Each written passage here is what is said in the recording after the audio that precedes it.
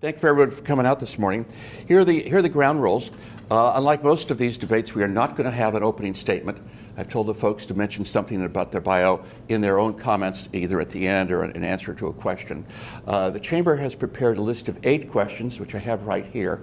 I'm going to read them. And the candidates already have the order in which they'll be called. It's purely alphabetical, and then it just switches every time, so that the person who was second the first time goes first the next time, and we go on.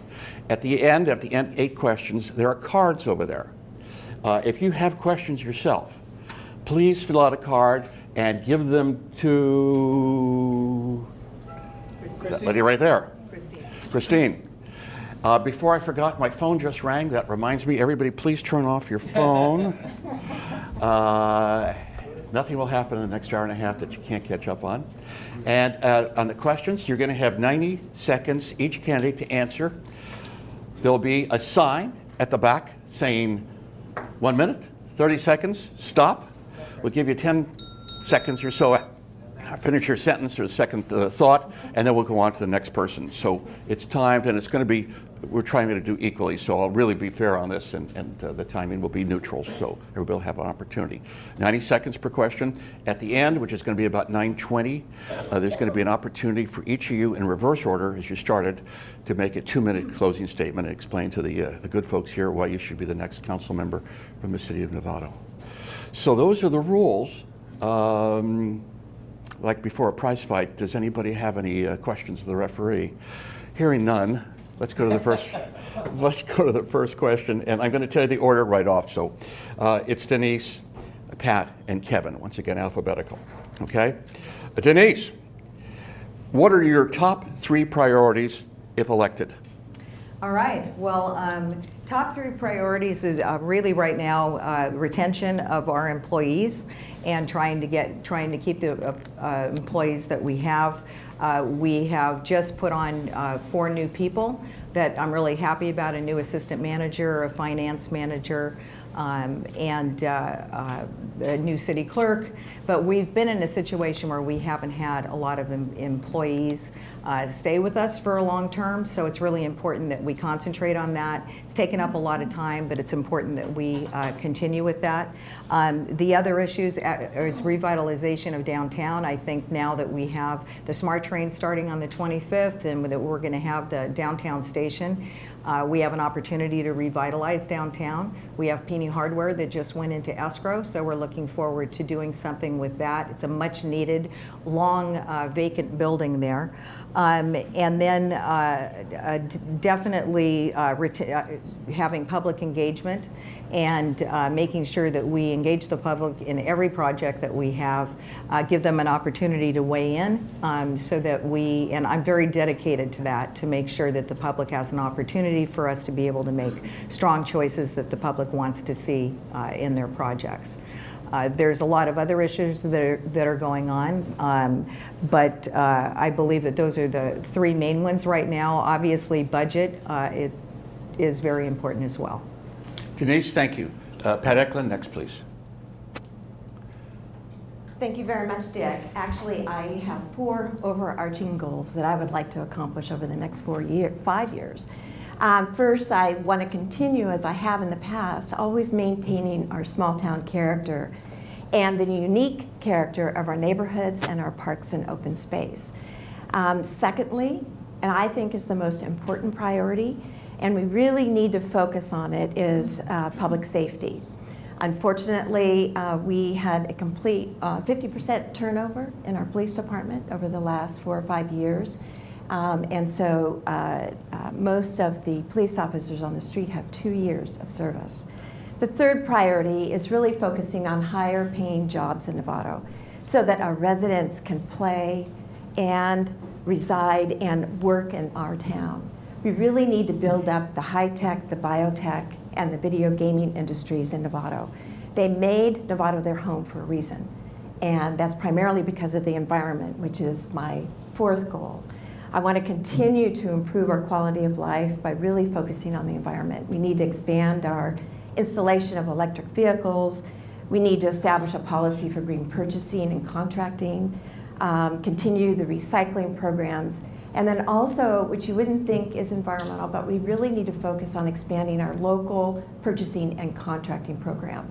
That helps reduce the greenhouse gases. Thank you. Pat, thank you. Kevin Morrison. First of all, I'd like to say thank you for letting me be up here with these two very experienced and dedicated public servants. I hope to someday become an experienced and dedicated public servant, but in the meantime, I really am appreciative of being here. My three priorities come in part from the polling I've been doing. I've been running surveys. This is kind of what I do sometimes. People tell me the one thing they want, the one thing that makes the most difference to them is going to be downtown, revitalizing downtown. And that's for everybody, for families, for kids, for adults, for seniors, because right now downtown is kind of where people drive through or do their banking or do their real estate, for instance, but it's not always a place that people go to stay and do things, especially in the evening. So that is priority one for me. Priority two is going to be a really aggressive environmental and sustainability effort in Novato, something that actually brings us to the forefront of Marin, which is a tough forefront right there in terms of leadership. And I think I have some good ideas with regard to that. The third thing is balancing the notion that we have to have a strong small town character like we've always had. At the same time, we move forward. We do things different. We try things. We really try to be that city that we used to be 30 or 40 years ago, and we've stopped being a little bit the city that tries hard and does. Thank you. Thank you, Kevin. Second question, and we're going to start this off with Pat, just so we know again, Kevin, and then Denise. So that's the order here. Question: as you examine the services provided by the city, what is your number one area of concern you wish to make a concerted investment in? What would you like to improve, basically? Well, the number one service that I think that we really need to work on, and I mentioned it earlier, is public safety. That is the number one responsibility of municipal governments across the state of California and frankly across the country. We have more people in Novato than we did when I first started on the city council, but we have less police officers. And we have police officers that don't have the time or service in Novato or as a police officer, period. We really need to focus on retaining the police officers that we have, helping to encourage them to stay here and not go to another community. And also, we need to expand some of the community programs that our police chief is starting now. We've got a great police chief who's actually starting a community program in Spanish so that we can start engaging the Hispanic population with our law enforcement employees. So that's been my number one priority, will always be my number one priority. Every day, those officers are put in harm's way to protect us, and we need to support them. Thank you, Pat. Kevin? Well, absolutely public safety is important, and I was thinking for just a moment here about how my number one concern, the cost of living in Novato, is related to public safety. What that means is we have 3 police officers on the force who are able to afford living in Novato. And why is that? It's because the cost of living in Novato is pretty high. And it doesn't matter how much you have, how much you earn, how long you've been here, you see it every day. So when we talk about cost of living, we're talking about any number of things, from taxes and fees and the kinds of things that we all get annoyed by, but we all benefit, we hope, from the end results of. But we're also talking about the cost of housing, the cost of transportation, the mental cost of sitting in traffic, which I believe we all just paid a few minutes ago. All of those things are really important to me, and under the big heading of cost of living, I would address. Let me also say, just to conclude on this subject, that this is something that won't happen right away. This is something we have to start doing things about today, but know that 3, 5, 7 years from now, we're going to be making an impact and making sure that our friends, our neighbors, our family are kind of happy to be here because Novato has taken control of its cost of living. Thank you. Thanks, Kevin. Denise? Thank you. Those are both very important.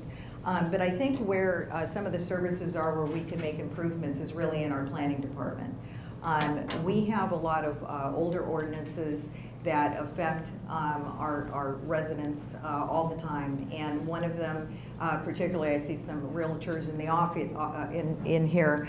We definitely have some issues in regards to an older housing stock, things that were done 26, 27 years ago, where people made improvements and felt that they were done correctly. And now in reselling their homes, they're finding out that they weren't done correctly, they weren't permitted, and it's causing a big problem. So I really think that we need to look at the council at looking at how those are affecting our residents, looking at ways to be more flexible, not as punitive as we are with our 3 times the cost of the original permit when people find out that they haven't done things correctly. So I'd like to see some customer service improvements at our front counters, ways that we can have longer open counter hours because we have 2 hours right now for 4 days a week. People are finding it difficult to go into the city and actually meet with the people to get the work done. So I do think we could improve. I know we've made a lot of strides there. We've looked at some antiquated rules, but I think it's time to make some changes. Thank you, Denise. Question number 3, and this is going to start with Kevin this time. Kevin, the city's 5-year financial plan goes from a surplus in the most recent fiscal year to a forecast deficit this year and growing over to $2 million annually by fiscal year 2022. Expenditures are forecasted to grow faster than revenue. How do you propose that the city balance the budget going forward? Kevin. Well, let's be clear. I don't have a good answer for that right away.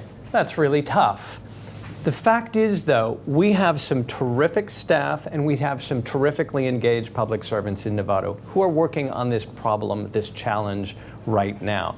I've actually looked at a number of documents. It's crazy how much we have to look at in terms of our bureaucracy, in terms of our ability to do things in City Hall, in the administrative apparatus of government.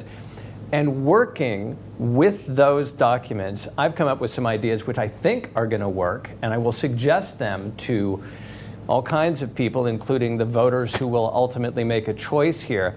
But one of the things that we need to do is look hard at increasing revenue from our existing retail, our existing, where we get most of our money from in Novato. At the same time, we're looking for smart ways to bring in more revenue.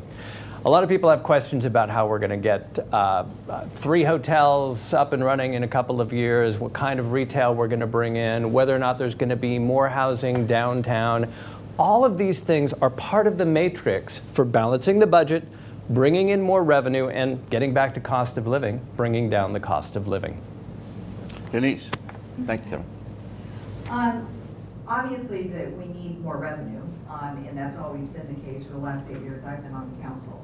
And the clear way of doing that is to bring in more businesses like Costco and all those that have been there in the past, where we get the most of our revenue comes from our vintage oaks.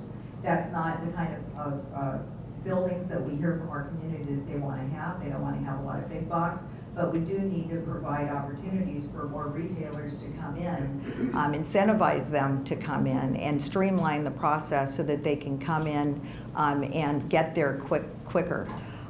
We need to provide opportunities for those businesses to grow that are here, be more flexible in our rules, and really go out to our community and ask them what kinds of things do we want to see in our community and try and get those here. But that's really one of the ways to provide that, other than trimming and trying to be as lean as we can with the expenditures that we have. And I think we're doing a good job at that. But I think one of the big things that we really need to do is really get the businesses that are here to grow. We are seeing that with BioMarin. We're saying that we want to be an industry where we have a lot of bio-life sciences, but we need to provide those opportunities to them and help them grow here. Thank you, Denise. Next question, and we're going to start with Denise on the fourth. Okay. Oh, I'm sorry, Pat. Yeah, look at my own matrix. I don't want to use my time yet, but we might want to, when the person's finished, start moving the microphones. Anyway, you know, we are not going to be able to build our way out of this structural deficit.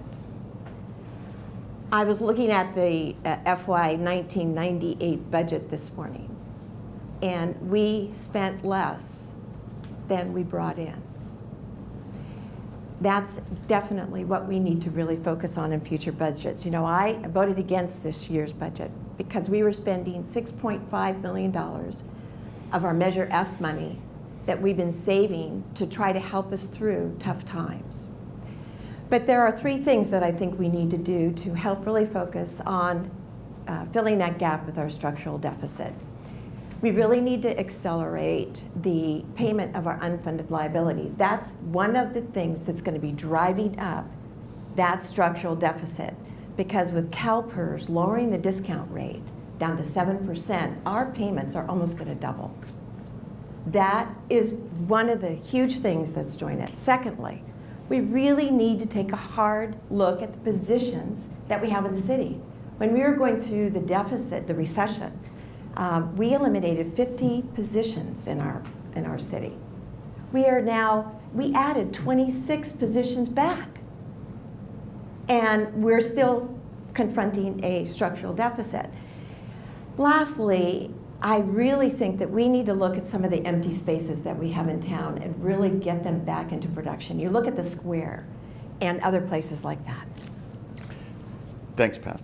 Dick, before you go on, just for the case, I'm not starting your timer till you say your first word, so don't worry, you're getting your full time. And a reminder to the audience, if you have questions, fill them out on the next card and get them to Christina. We are going to question 4, and Denise will start off. Okay. And Denise, the question is as follows. Housing development has divided the community in the past. Novato's housing shortage has pushed prices beyond the reach of our teachers, police, and other public employees. How do you propose to increase the supply of housing in Novato? Discuss your goals to balance growth and affordability with Novato's culture and values. That's been one of the more difficult things to do. Obviously, we do need to have more housing. Our population is growing all around, and we need to provide that. And we need to provide it for our younger families that want to live here, want to be with their relatives, and be able to afford the area that they grew up in. The only way to do that is to provide some kind of housing, and I believe that looking at mixed-use housing is a good way to do that. We have opportunities downtown, which has had the flexibility to go up one level to provide housing there, but we haven't had a lot of people look at that opportunity because the cost involved in providing ADA requirements and stuff. But we need to find that balance. We do have some sites that were set up through the community efforts, but we haven't had a lot of developers come forward and actually do that. So I think we need to find that balance. But I think mixed use may be a way to do it, especially with our transportation corridors that are being opened up. We need to do that. We have an opportunity. I really think we need that intergenerational opportunity. We have some great senior housing that's coming up, and I'd like to see an opportunity where workforce housing can be placed to be able to support the people that work here, be able to live here as well. Denise, thanks. Pat?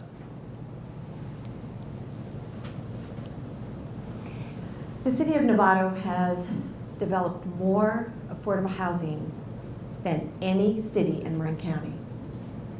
And Hamilton, we constructed with the developers 600 affordable housing units, half for sale and half rental.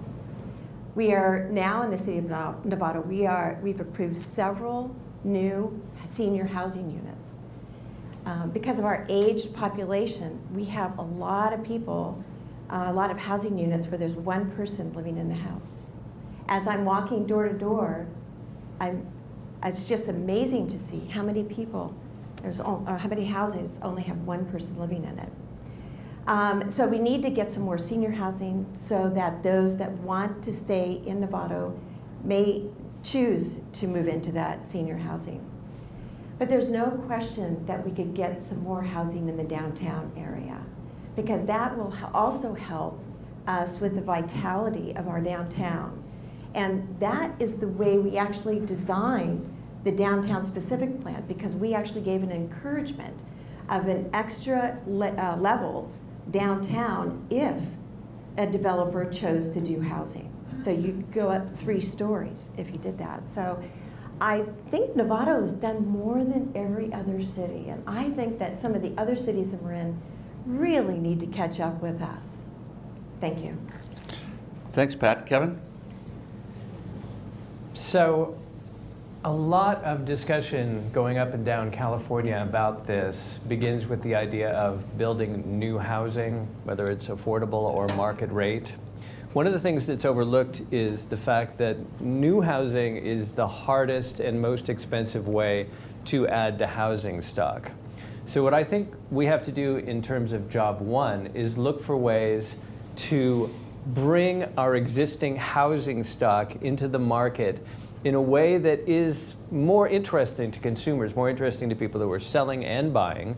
That might include lowering the fees, lowering the cost of acquiring and owning homes, lowering the fees, lowering the costs of improving your home, of putting in a granny unit, of bringing to the market the kinds of mechanisms that have always existed and have been short-circuited for a lot of years right now. I remember the 1990s when housing was not just available, it was inexpensive. I'm not suggesting we want to go back there, but there are ways to push buttons, to pull levers in the market with existing resources that help us bring affordable housing and market rate housing to our pool in ways that just aren't being done right now. Thanks, Kevin. And great. Next question. Pat, you're going to start off this one. It's question number 5. The city has seen several personnel, some in key leadership positions, leave to take positions in other organizations. Our police department is particularly susceptible to turnover. How can you make a positive impact on retention of police and key leadership positions? Pat. Thank you. I think we've already started on that road by hiring probably one of the better police chiefs, Adam McGill. And he is actually working with the troops on the street.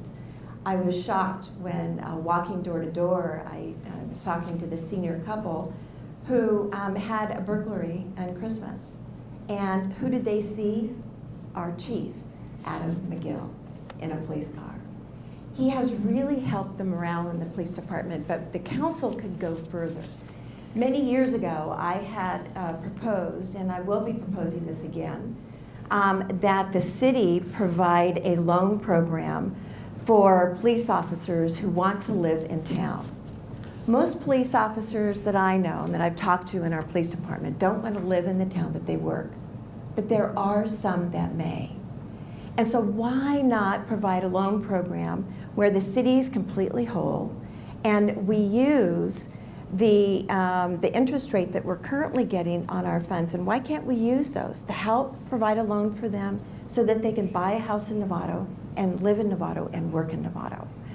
I think we also need to focus on trying to make sure that the police officers feel as though that there's opportunities for them to do other things.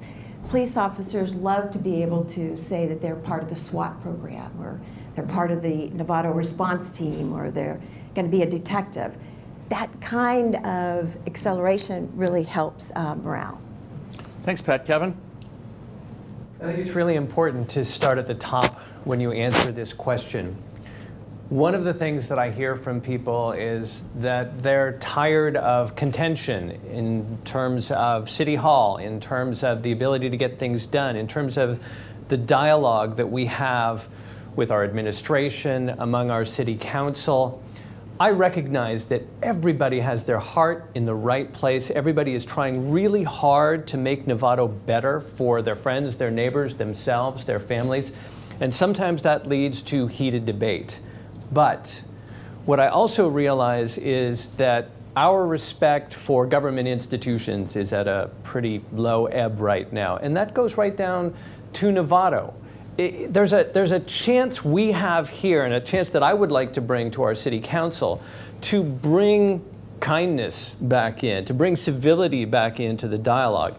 That will help us bring personnel into city administration, will help us bring a kind of coherent policy to our school hiring, to our police hiring, to all the kinds of things that we need to do within the civic apparatus that we call the city of Novato.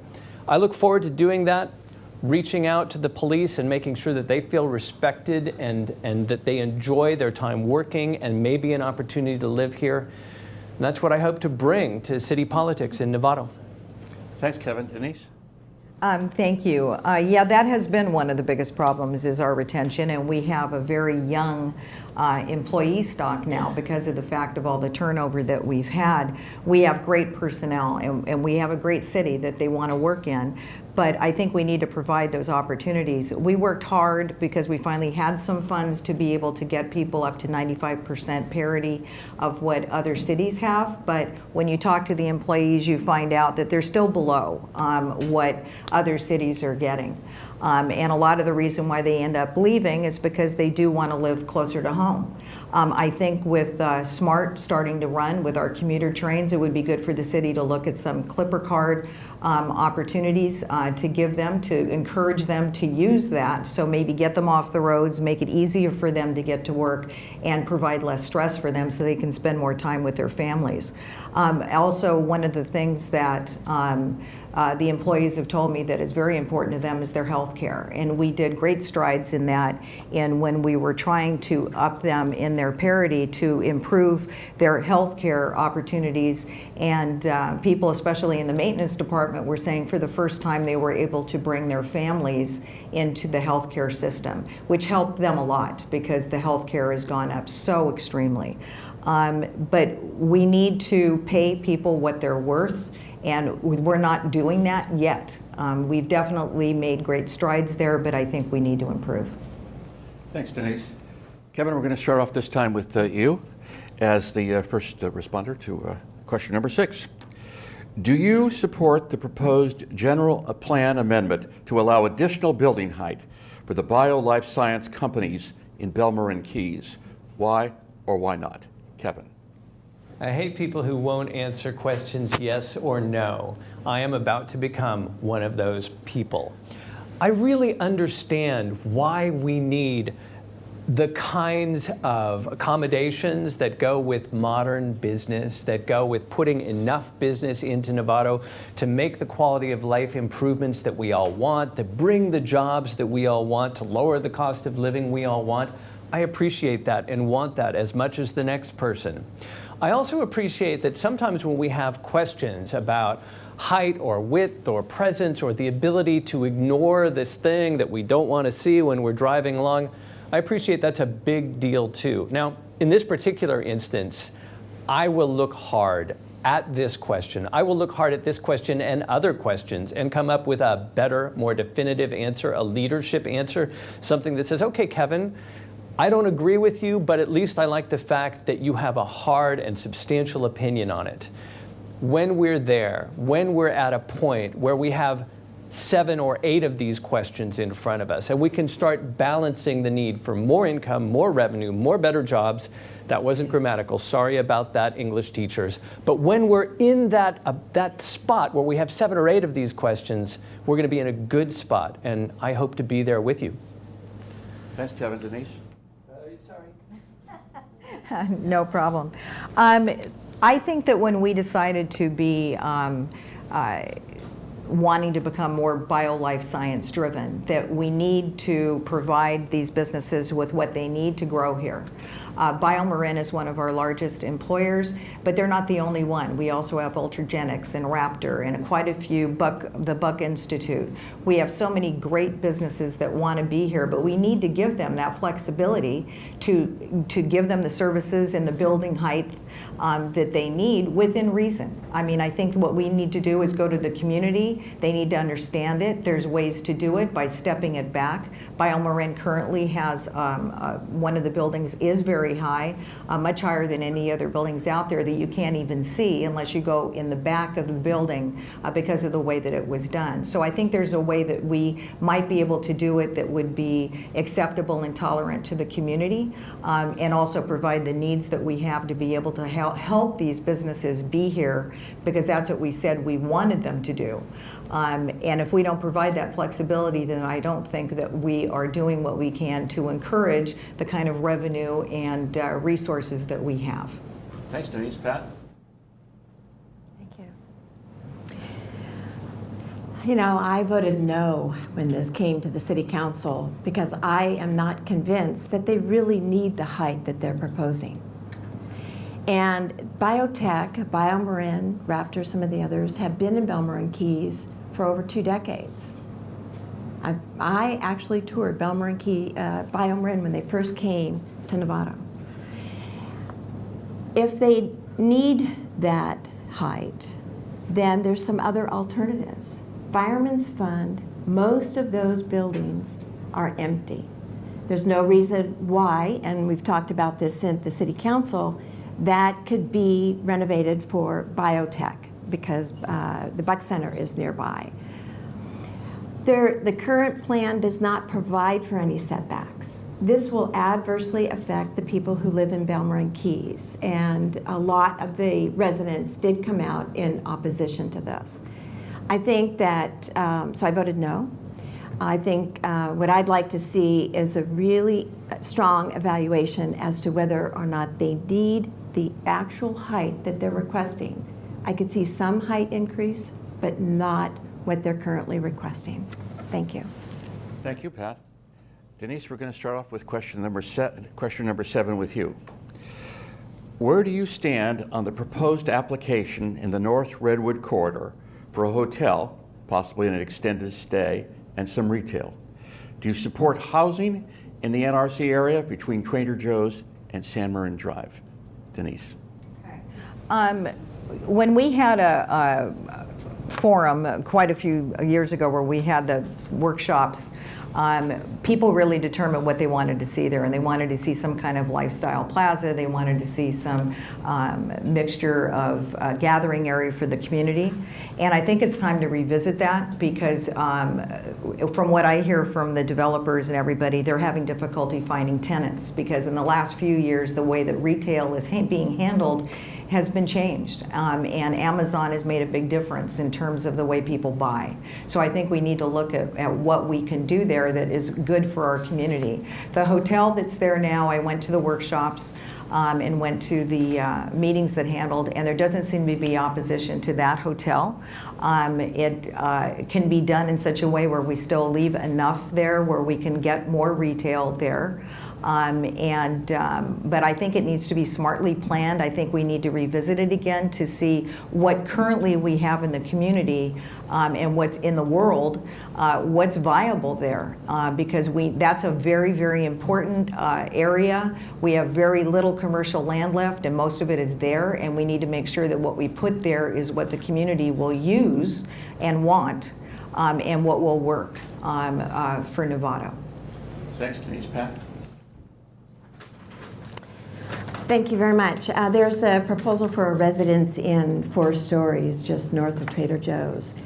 And frankly, I am not supportive of that because that will not help us in our vision that we have crafted in our new general plan. Our new general plan really is an effort to try to enhance and to grow our downtown by creating more retail north from Grant Avenue all the way up to San Marin Drive. The people spoke very loudly and clearly years ago, and we need to support that. And as I'm walking door to door, people say, why do we need all these hotels? It's not going to be helpful for the people who live here. They want more restaurants. They want the vitality that Petaluma has in their downtown in Novato. And the only way we're going to get that is to really grow our downtown. Think about Petaluma and 30 seconds. okay. Think about Petaluma. They have 3 main drags that are all retail, plus all the cross streets. It's a grid of retail, shopping, and restaurants. That's what we need to do to our downtown, and the only way we can go is north.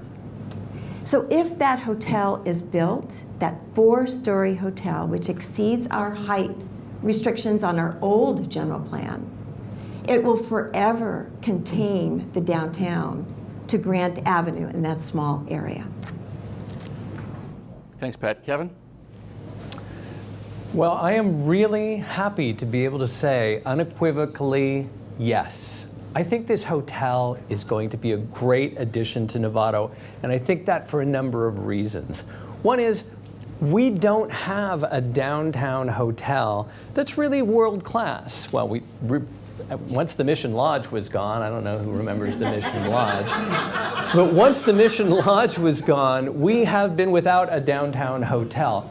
I went to the meetings where the developers brought in their proposal for this particular hotel. It's a family-owned business that is developing it. They're working really hard with everyone in the city of Novato, everyone in the neighborhood, everyone in the greater county of Tamarin to make sure that they are bringing such value to this development, bringing in new sewer, new water, all kinds of interesting solar and environmentally conscious kinds of decisions that we haven't had to make on such a big basis. They're going to spend $20 million here. That's going to be important. They're also going to bring about $500,000 in tax revenue, in TOT revenue, into the city coffers, which will help reduce our cost of living. And I know you've heard that before. I do want to bring up one important thing, and that is we got to do something about the feed store. Now, my friends who ride horses are like, wait a minute, that's the one feed store in Novato, and it's not going to be there anymore. Okay, you know what? That is where city government steps in and says, well, here's how we're going to help you relocate it. Here's how we're going to keep our character intact. Thanks, Kevin. Pat, we're going to start with question 8, which is the final chamber question, by the way. Final chamber question, and Pat Eklund. Pat, over the past few years, the city has moved forward on a number of fronts. Considering the actions the city has taken over the past few years, tell us 1 or 2 of the best decisions the city has made, and 1 or 2 actions that, in your opinion, were not so good. Pat? Well, I could tell that one of the decisions that we did make is to bring our employees back downtown and to build our city offices on the city campus. That is really helping the vitality of our downtown because our employees are using their restaurants and shopping, and the city is whole again. So that was one of the big decisions that we made over the past few years that really, I think, was the good decision and the best. Plus also we saved money. I think that there have been some other decisions that we made that have really helped, like renovating our icon, our city hall. That really is the icon for our town. Some of the things that I did not think that we did right is passing this budget this last year, where we're using so much Measure F money all at once. $6.5 million in 1 year, whereas we used Measure F money, $6.5 million over the last 3 previous years. We're heading into a recession, according to the Association of Bay Area Governments, in the next 3 to 5 years. And as you heard, our structural deficit is not fixed yet. We have not solved that problem. So I think one of the decisions that we made was we're spending too much money in this budget. I think that that's really going to long-term hurt us. Also, another issue is the downtown bus station. That really adversely affected our quality of life. Thanks, Pat. Kevin? So I'm going to just go straight to the things that I haven't liked in the last few years, one of which is the Novato Theater. Since 1991, the Novato Theater has been empty. And there's been a lot of effort since then to make sure that we get a theater back into downtown. Some place that actually stays open after 9 o'clock and gives people a destination, gives kids a place to go when there's a kids movie, gives adults on a night out when we actually get that chance to have a night out, a place to go downtown. Why we haven't made a concerted effort to get the downtown theater, our downtown Novato Theater, back up and running in an effective way is a little bit of a mystery to me, and I want to change that. I want to make sure that we have that opportunity, that kind of anchor idea downtown that gives us a chance to build the rest of downtown around the notion that it will serve everyone.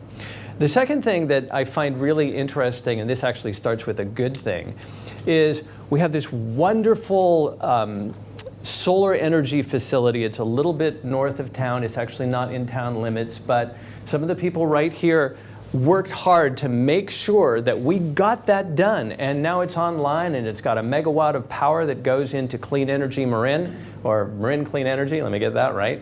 And why we're not doing that again, why we're not doing that more, why we're not leading the way for Marin to be for Novato to be the clean energy leader in Marin, I don't know, but we'll do it. Thanks, Kevin. Denise. Thank you. I think two of the best decisions we made was joining Marin Clean Energy.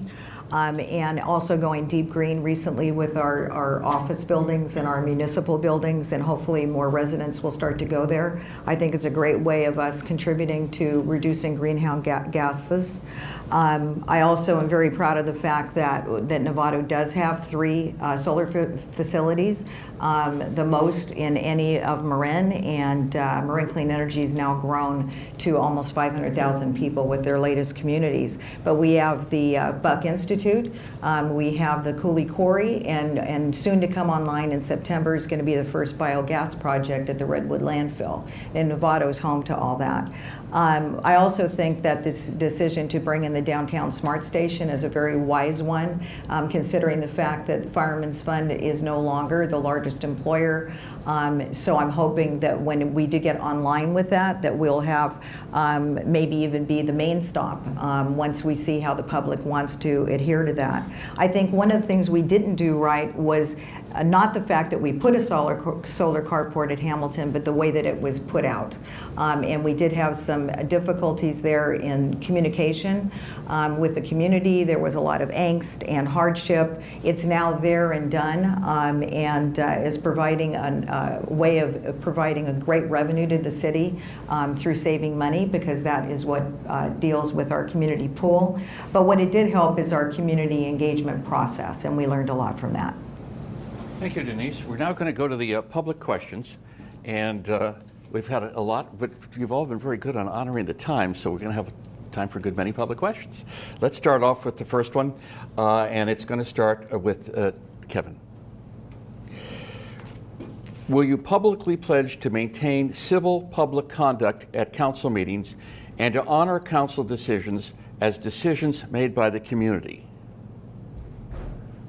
Yes. Thank you, Kevin. You get a point for brevity, brother, an extra point for that. Denise. 100%, absolutely. As I just said before, we learned a lot from making sure that we go out to the public and engage them. And I'm completely committed to making sure that every single project that we have gives ample opportunity for the public to weigh in. I think it's very important for us to listen to the public, take into consideration what they have, and through the process, learn through education, both from us by listening to them and vice versa. But I'm 100% committed to that. Thanks, Denise. Pat? There's no question that we have to have civility at our city council because we set the tone for the whole town. I think it's really healthy to have differences of opinion, and I think it's also healthy for us to listen to ideas that other people are talking about, even though you may not agree. Because the strength of the ultimate decision is a lot stronger if we're able to put together the concepts and ideas from a variety of different people. And the only way you can do that is if you do have civility, and that if you do listen. and I'm committed to it, absolutely, and have been ever since I've been on the City Council. Thanks, Pat. Next question from the public, and this one is going to start with Denise. Denise, why wasn't the downtown smart station paid for by federal or state funds instead of the city of Novato? There were 2 stations that were paid for by SMART, and we were told from the very beginning that if we wanted to have a 3rd station, it would be on our dime. It would have been great if we could have had opportunities. We did try to go out to MTC to try and get some funding for that. They are providing us with $500,000 to go through our phase 3. So we are getting some aid in being able to do some of the final phases of this. But it was important for us to have this station. I think it's going to be good for our economy. I think the way that we're going about it is smart, and we're not looking at opportunities to continue to get an opportunity for some grants to look to help pay us back. But we are taking on the helm on this one, but we were told from the very beginning if we wanted that 3rd station that that's the way it would be. So we made a conscious choice in that, and I'm proud of it. Thanks, Denise. Pat? Thank you, Dick. I served on the first SMART board when SMART first started. On that board, we decided that we wanted to have a downtown station in addition to 2 others. We wanted 3 stations from the very beginning. SMART told us then that they could only start with 2. And they reminded us that this was a commuter rail. So the council over the years decided back and forth on finally Hamilton and the San Marin site because it's close to the major employers in our town. I've always supported a downtown station.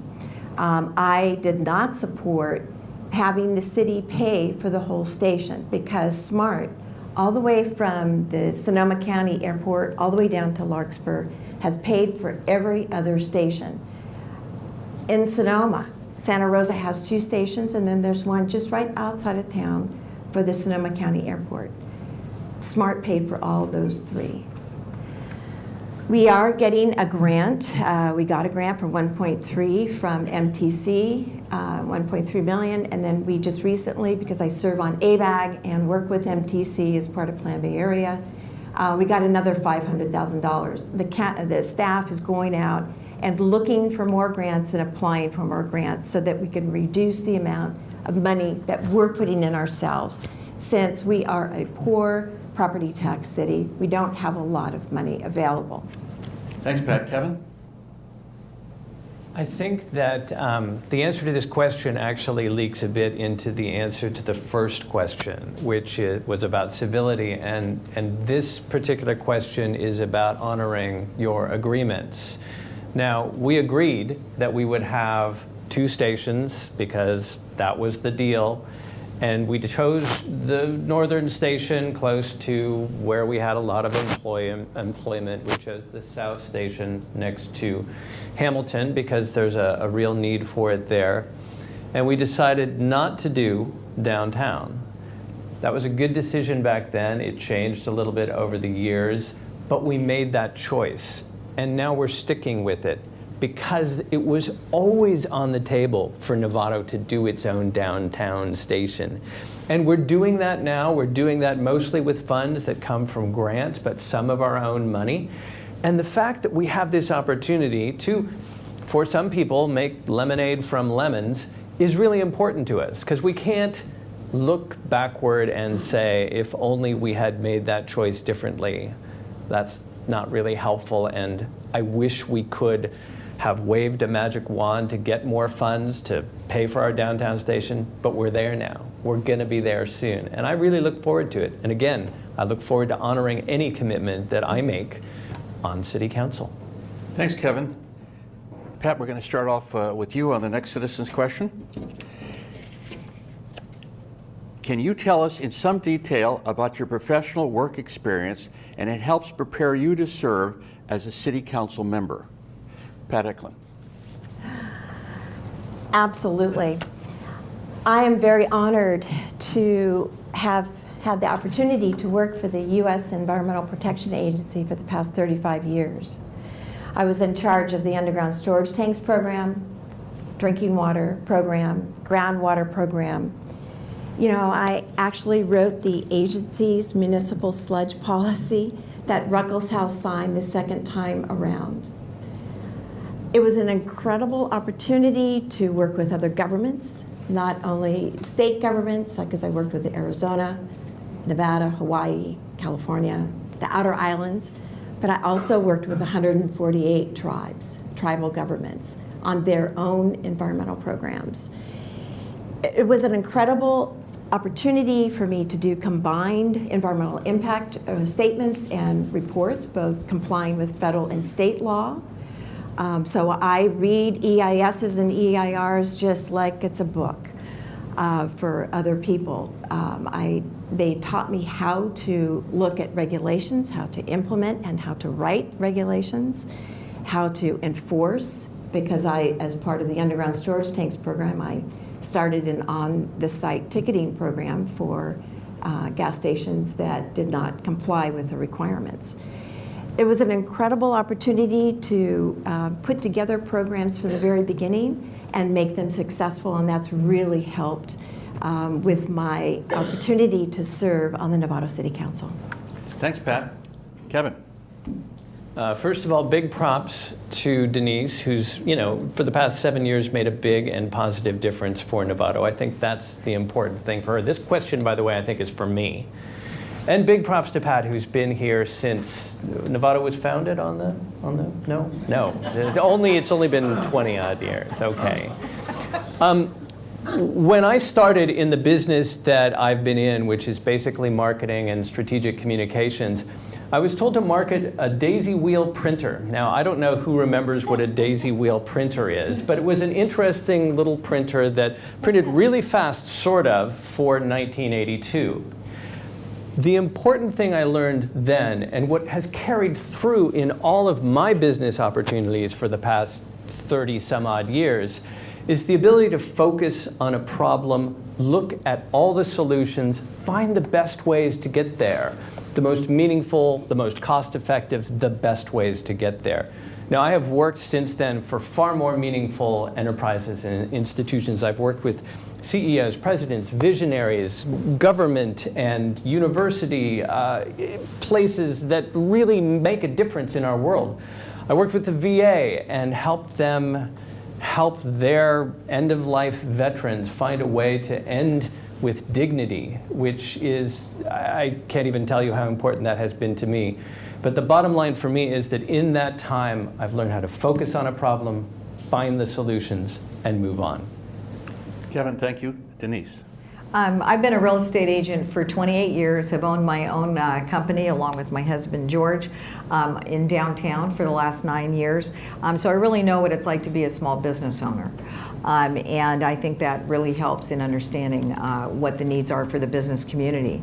I also served as president of this wonderful Novato Chamber of Commerce in 2002, served on the board for almost 8 years there before that, and then went on to become president for 2 years of the Downtown Business Association, where I served on a board there for 7 years prior to coming in and being on the council, which I've served for the last 2 terms, 8 years, and am just completing my second try at being mayor, which is a real honor to do.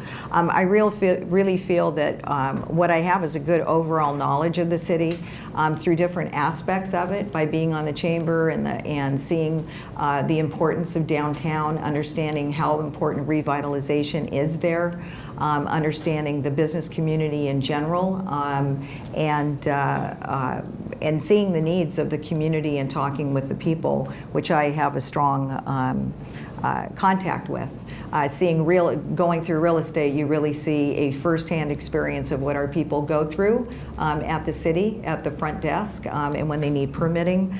So I feel that I have a good general rounded knowledge of the city.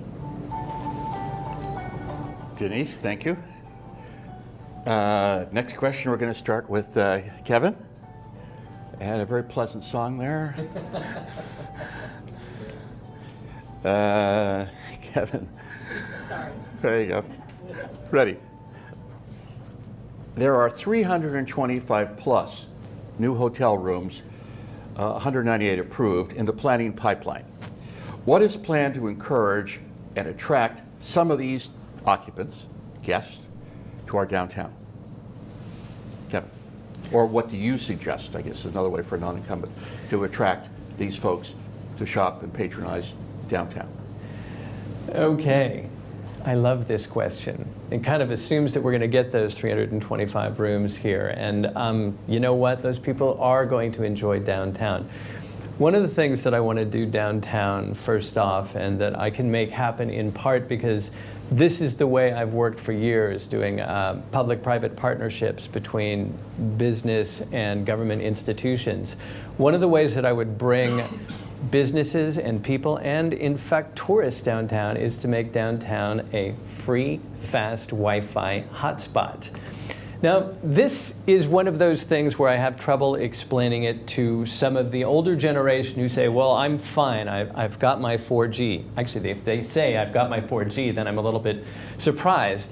But the important thing for business owners that I've talked to and people that I've talked to is that this gives us a foot in the door, a differentiator between Novato and most other communities in the world. It gives people the ability to say, not only are we going to make it easy to do business and fun to be downtown, and our kids something to do with that connectivity if we are going to keep them engaged with their iPad or their smart device, it also gives us that aspirational notion that we're going to build something, people are going to come, there's going to be new restaurants, new retail, new opportunities to have fun and do business downtown. That's the first thing I'd do. Thank you. Indeed. Kevin, back to Denise. Yeah, thank you. Hi. It would be great to have the connection from hotels to downtown and to other services. And I really think the Tourism Committee of the Chamber of Commerce does a great job in having brochures at hotels and telling people what we have here to experience.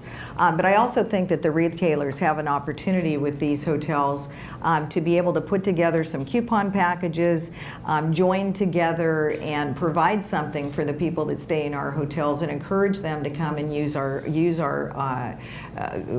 stores, introduce them to it, and tell them what we have here to be able to do it. As a realtor, George and I take people around town when they relocate and show them the opportunities of what they have here. And I think we need to do that with our hotels to be able to have them be able to experience our 6 museums, which we have. We're the only city that provides 6 museums. We have a space museum that is unparalleled, that a lot of people don't even know about, that I think that we can help market through our hotel industry. So I think we need to look at that. I also think that we need to look at having some shuttles from the hotels. I know a lot of the hotels do have that, but I think it's important that we have that happen so that they come down and drop people off at our shopping areas to help promote that revenue source that we need so badly. Thanks, Denise. Pat? In 2004, the city of Novato finished redoing Grant Avenue from Railroad all the way down to 7th Street. That was an $11 million investment that the city did. And that was done so that we could start encouraging more people to come to our downtown. We need more restaurants. We need more entertainment downtown. The city of Novato is providing concerts in the park, which is doing a great job bringing people there.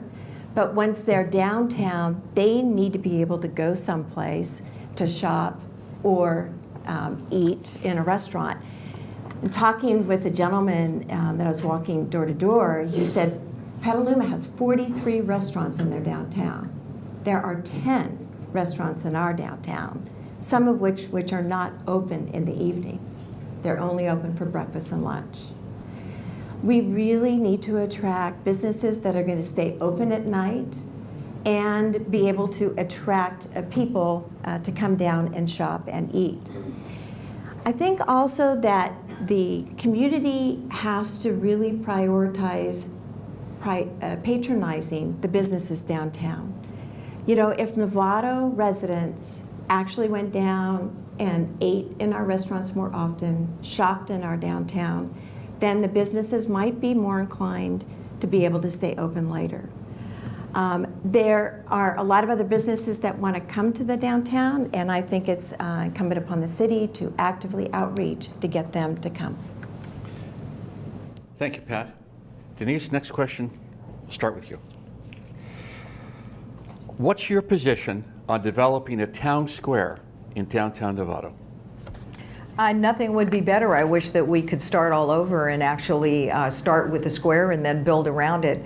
I think we have a good beginning with what we have at our city hall. We have a nice green there, but I think there's still opportunities with our community center there, maybe some relocation of some of the buildings which are still vacant to be able to provide a bigger opportunity for a square right where we are. People are getting used to that area. They're seeing the concerts on the green. They're seeing some opportunities around our city hall. I mean, I would love to see that, but we have to work within what we have. We have to be realistic about that, and be able to make as many gathering areas as we can within our downtown area there. But I'm very supportive of having whatever we can to engage the community in some kind of a square environment. Thanks, Denise. Pat? Thank you, Dick. Every town that I enjoy going to, Healdsburg, town of Sonoma, they have a square that is surrounded by retail and restaurants, a place to be, a place to go, a place to stay. When we did the downtown specific plan and approved it in 1996, we had designated an area for a downtown square, which included part of Redwood Boulevard near Grant. Because we didn't have the money to buy the property, that never came to fruition. And our Civic Green is great, but it doesn't fill the need for a downtown square where you have retail right there so that you can have that synergy. Thinking outside the box. Redwood Boulevard is wider than Junipero is in San Francisco. What if there were a linear park in Novato, and you combine that with 4th Street in Berkeley, where you have active restaurants and retail, where there are benches every 5 feet, where people can hear the music and sit and enjoy the outdoors.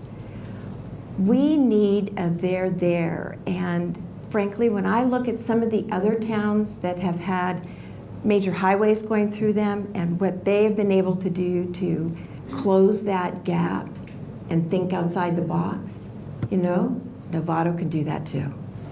Thanks, Pat. Kevin? So I grew up 2 blocks from downtown. It's where I still live. And the idea of a town square is just really deeply appealing to me. I also go downtown as if the whole downtown was a town square.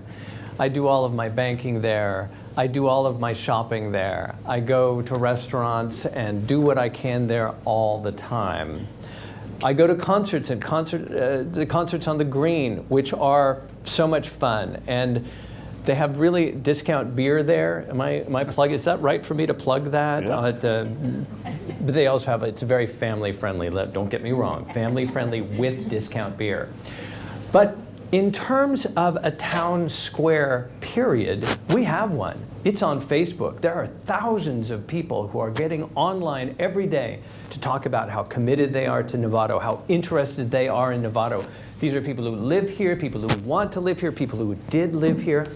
I look forward to taking that kind of energy, that kind of forward-looking energy, which, by the way, also includes a lot of people who are like over 70, over 80. It includes everyone. I look forward to taking that energy and building some realistic town square, something that is physical, something that manifests that enthusiasm, that sort of can-do spirit that I think is part of Novato. Thanks, Kevin. Pat, next one for you to start off with. What are you willing to do to complete the theater project downtown? Thank you very much. You know, the city of Novato purchased that theater, and we have invested over $2 million already in getting the theater to where that is now. I think completing that theater is really important, and I think that the city of Novato could help the theater company in at least helping to get the word out of where exactly are they within their funding goal. I think unfortunately, because the executive director had to take a hiatus because of health issues, the leadership is not necessarily there. But I think that that group is strong, and there's no reason why they can't help fill that gap. But Novato, the city has already invested over $2 million on that theater. And I think that we need to find some more corporate partnerships, some more businesses who are willing to help provide the additional funds needed. But we're getting close. I just don't know how close that nonprofit is in completing the construction of it. Thanks, Pat. But it is vital for our downtown. Thanks, Kevin. And I'm sorry, could you repeat the question? Of course. What are you willing to do to complete the theater project downtown? Thank you, whoever wrote that question. In 2008 and 2009, I was an active part of a local Novato group trying to pitch ourselves to the selection committee, which eventually chose another out-of-town group for that theater to do the redevelopment. Now, the fact that we're sitting here 8 years later without a vibrant downtown, without a Novato theater, really makes me, it makes me unhappy, deeply unhappy. The fact that we made choices and continued to make bad choices, that was just the third round of trying to make decisions about how to get the Novato Theater back online. But the fact that that continued since 1991 when it closed, through to 2009 when that group was chosen, through to today, or it makes me miserable to think about it. But yes, Pat says rightly, getting some public-private ideas into that, getting naming rights for a new theater, getting them going, enabling them to make the impact that they want to make. The current group can do it, but they need a little bit of help from Novato, and that's something that I would bring, because when you look at the kinds of public-private partnerships that work, they come from Silicon Valley, and I have deep roots in Silicon Valley now. I'd like to bring that up here and make that happen as soon as possible. Thanks, Kevin. Denise? The theater group is doing a great job. I think under the leadership of Steve Rempe and the other people that have been involved in that, we've seen great strides in getting some really good donations. Recent donations of $750,000 coming from Marin Community Foundation and also a large angel donor have really helped, I think, stimulate some new contributions. It is happening. It's open there. You can see all the infrastructure, which is the part that isn't fun to see. It isn't the sexy part of a build, but it has been done. So a lot of money's already been spent, but they spent money that they had, and I think they've done it in a very wise way of saying we need to get the rest of the money to be able to go forward with this. Personally, I'm willing to do anything I can to open up doors to try and get people to understand this needs to happen, this has to happen. It's what our community has told us they want to happen, but unfortunately, you can't have it happen unless contributions are there. And I think people need to make that investment, because I think it's going to be one of the biggest revitalization resources that we have to our downtown once it's completed. And I'm willing to step out there and make as many doors that I can open up to get that funding, make people feel confident that it is going to happen this time and that their money's safe in giving it. Thanks, Denise. Next question, and this time, Kevin, we're starting with you. Recently, a lot of decisions at the City Council have been by a 3-2 vote. How would you reach across the aisle and reach consensus on important issues? Can Consensus building is really important in business and life in general. And one of the strengths that I have, and I'll not be particularly modest about it, is reaching out to people who are really smart and really know their stuff, and valuing their opinions and being able to say, look, let's take this good information and move forward. And if we don't have an agreement, if there is a division, whether it's 3-2 or 4-1, there's always an ability to honor that 2 or that 1 by saying, your points are well taken, your ideas are not dishonored by not being the ones we use moving forward. That in itself, I think, is really important to bring to Novato. The notion that there's no right and wrong. There is just idea 1 and different idea 1. And we're going to move forward with one of those ideas. We're going to learn from that. The only way we learn is by saying yes. Yes to an idea, yes to moving forward. We hardly ever learn by saying no or stopping or going back or delaying. That's just kicking the can down the road. And that, for instance, is what has happened with the movie theater, I think, and other examples. But the point is, build consensus. Honor the people who have raised their hand, said what they needed to say, and then discovered we're going to do a different path. I think that's key. Kevin, thanks. Denise. Thank you. It would be great if we could have all 5-0 votes, but unfortunately we have five people on the council, and sometimes our opinions do differ. We need to listen to the community to see how we can engage them so that we can make balanced decisions. And I think it's important to have a lot of discussion. If we do have an opportunity where we have differing opinions, it's important for us to understand each other and be able to, if we can, try and change another person's opinion through a differing side. But I think that once the decision is made, regardless of whether it's a 3-2 or a 4-1 or 5-0, the council in general has to honor the decision has been made, and it should be that it is a council decision at that point, and so that we can make things happen for our community. Thanks, Denise. Pat? Thank you, Dick. You know, the council used to deliberate. We used to discuss issues so that we can incorporate the views of all council members in the final decision.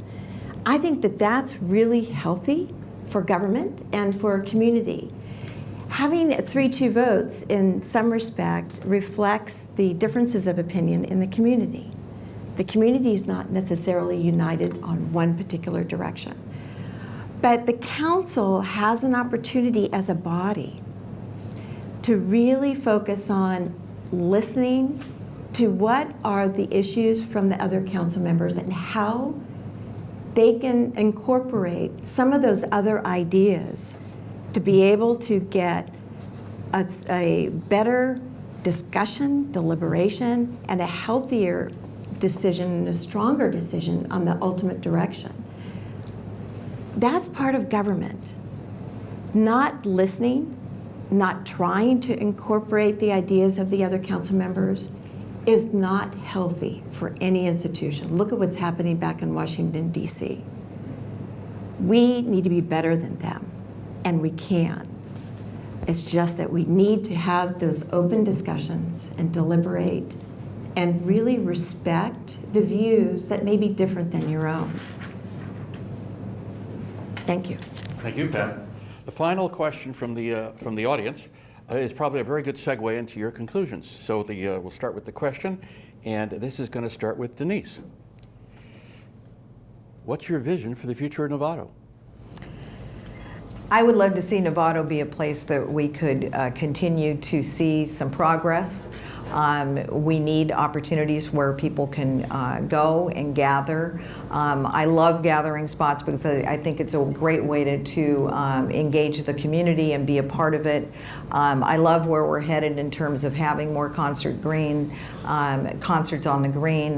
We have an amphitheater at Hamilton, which is providing us with that opportunity as well. But I need to see a place where we have a great place for seniors, a great place for our youth, and a great place for the middle people as well, where we really have an intergenerational city that works together, has an opportunity to live together and grow together. We have great schools. I want to continue to see that happen, but we do need to provide some housing so that we can have all generations be able to live here together. Thanks, Denise. Pat?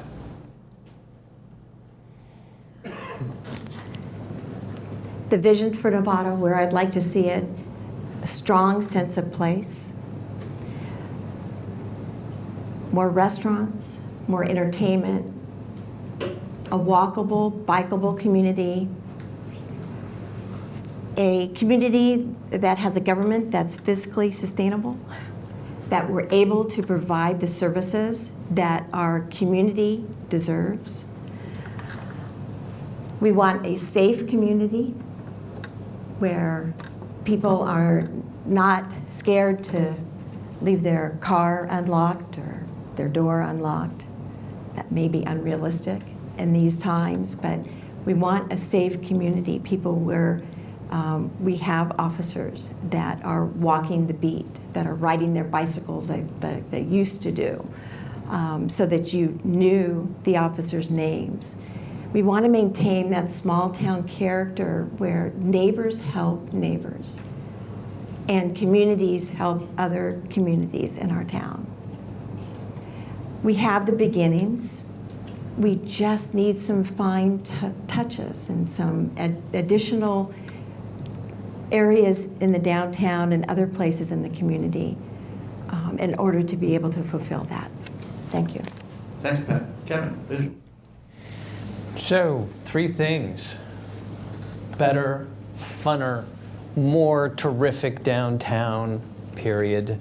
That's going to be something so special for everybody, and that's going to be something that includes everybody, kids, families, adults, seniors. If we have that one thing 5 years from now, and I think we can, I'm going to be really happy, and I think a lot of people are too. The second thing, the green energy leader, the environmental and sustainability leader in Marin. If we can become that, if we can continue to support green energy, to make ourselves more open to sustainability, the fact that we have hired a sustainability coordinator just makes me really happy. That in itself is going to give us an identity. Right now, we're the gateway to Petaluma. Tomorrow, you're supposed to laugh at that, you guys. We're not really the gateway to Petaluma. Tomorrow, we're going to be the green energy leader of Marin. And then finally, from my vision of Marin, we want to lower the cost of living. At the same time, we honor our past. That's one of those things that is going to be hard to do. It's a balancing act. But when we get there, again, we're going to look around and congratulate each other and be the people who we aspire to be right here, right now. Thank you, Kevin. Thank you all for a great response. Now we're going to go to the conclusions. I just have to say one thing that Kevin mentioned, Gateway to Petaluma. Some years ago, I wrote about names and things, and I suggested for Sausalito, Gateway to Novato. The Novato folks liked it. Sausalito was a little dubious about it, but, you know, it's kind of a nice side air. Big arch, Gateway to Novato. Yeah, you know, it's a... we're going to do a 2-minute summation, and we're going to do it in opposite order of how we started. So that means that Kevin is going to go first, Pat is going to go second, and Denise is going to go third, and then we're going to say thank you. So, I was born in San Rafael, and at the age of 2.5 days, I came to Novato. I grew up in Novato. I have lifelong friends in Novato. I'm proud to be a part of a family in Novato. I can't think of a better, just more terrific place to be from. My great-grandfather, when he got off the boat in 1896 from Italy, headed to Novato. Never met the guy, smart, obviously. My grandfather, my grandmother, my father, my mother, they all died in Novato. And with any luck, That's where I'll be too. You know, my mom and dad met doing little theater in Novato. They met at the community house about 1950. And I mention that because when people tell me, Kevin, you're a little bit enthusiastic, you're a little bit theatrical, I say, I come by that honestly. I come by that through Novato, through the kind of people who are in Novato, the people who've always supported arts and culture, who have supported civic engagement and civic experience. And that's why I'm here today, because if I can be part of that, if I can continue to be a person who is so proud of his city that he wants to come here, be part of your decision-making, listen, respond, and make the best life for all of us, well, I'm hopeful that 4 generations from now, we're going to remember being right here. Well, we're personally not going to remember that, but our kids, our descendants will remember that and be proud of what we've done. That's what I'm looking forward to. That's who I am. Thank you, Kevin. Denise? Is it me? Or I think it's Pat. Pat? Okay, I thought Pat was going to come up at the end. You're right. No, Pat's in the middle. Is the start in the middle? You're still First, I want to thank our hosts for organizing this forum. I want to thank the Novato Community Television for recording it. I want to thank Dick Spotswood for moderating, did a great job. And lastly, I want to thank all of you for coming. It's an honor to serve as your council member and former mayor, and as a voice for the people. I approach every day with the dedication to improving the lives of our community, strengthening our neighborhoods, and maintaining the small town character and our quality of life. I'm proud to say that Novato has a bright future. We're making progress on a variety of issues, and I know we're not done yet. And with your help, I will continue to make those additional changes. I'll continue to work side by side by each one of you to make Novato even better.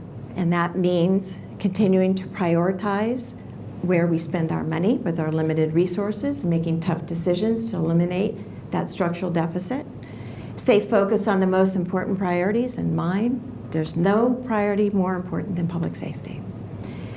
Focus on creating higher paying jobs, continue our environmental efforts, which I started when I joined the City Council many years ago, because that improves our quality of life. Novato needs leaders who have proven that they can make tough decisions, stand up for our values, and demand better for Novato than politics as usual. I have a strong record as a public advocate, making sure that government is working for all of us, not just for the people who are in government. This is admittedly a very tough balancing act, but we simply cannot afford to make bad decisions, whether under the pressures of a tough economy or the temptations of a growing economy. That's why I believe we need proven, experienced leaders, and that is why I'm running for re-election to the Novato City Council. Thanks, Pat. Denise? First, I'd like to thank the Chamber for providing this forum today. I'd like to thank Novato Community Television for filming, and Dick Spotswood for moderating. And I'll also thank all of you for coming and taking the morning with us today. As your mayor, it's been my privilege to be your champion and your advocate. Novato's future depends on leadership being sensible, proactive, and fiercely committed to the peaceful pace. That's a responsibility that I take very seriously. Leadership requires that we do more than just say no. We're entrusted to be thoughtful, determined, and work collaboratively to preserve Novato's character. Because unless we're proactive in creating solutions and unwavering in defining our future, Novato's going to be steamrolled by the priorities of big city influences, state policies, and the inevitable winds of change. I have and I will continue to fight to keep the village character that we all cherish. I have and I will continue to encourage long-term solutions that are fiscally prudent and environmentally sustainable. I have and will continue to reach into the community, invite engagement, and not only listen, but incorporate your feedback, because I believe that collaboration leads to better answers. Our nation and our planet face real challenges, and our small town is impacted by events and circumstances over which we have little control. So most importantly, we need to be working together in order to define our own destiny, a future that reflects and preserves our values, both builds and creates opportunities, and can remain flexible and strong for generations. Thank you for everything that you do for our community, your time this morning, and the trust and partnership that you've shared with me. I'd be very honored to continue to serve and would appreciate your vote for re-election to our City Council. Everybody, a terrific panel. Thank you. It is a treat. It is a treat to have three intelligent candidates come up. You're blessed that you have a competitive race in Novato. You're also blessed that I understand there's an extremely large number of people that are recently applying for commissions. Yes. All that is a sign of good civic health. The opposite of good civic health, and this happens, is no one shows up for the commissions. You have to dragoon people, and you don't have people run for council. So it's a healthy sign for Novato, and that's a compliment to the challengers, but also to the incumbents, that at least the political culture is vibrant. Elections coming up, don't forget to vote. And also, and I have to remind you, Sundays and Wednesdays, my column is in the Independent Journal and at marinij.com. Thanks, everybody. We got the chamber said you get out at 9:30. You're out at 9:29. Thank you. Thank you very much. Congratulations.